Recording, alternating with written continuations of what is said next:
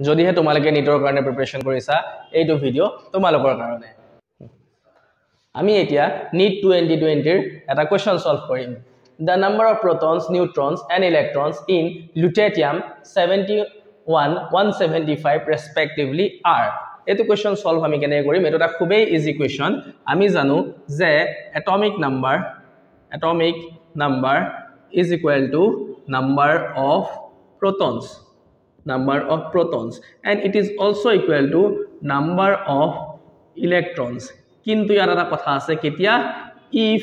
the atom is neutral যদি atom to neutral হয় তেতিয়া it is also equal to number of electron ঠিক আছে so atomic number ইয়াত কিমান আছে 71 therefore proton কিমান হ'ব proton হ'ব 71 electron কিমান হ'ব electronও হ'ব 71 ঠিক আছে next কথা হৈ গল number of neutron ৰ কাৰণে আমাৰ ওচৰত ফৰ্মুলা আছে mass number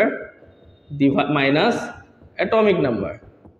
ঠিক আছে so mass number কিমান আছে 175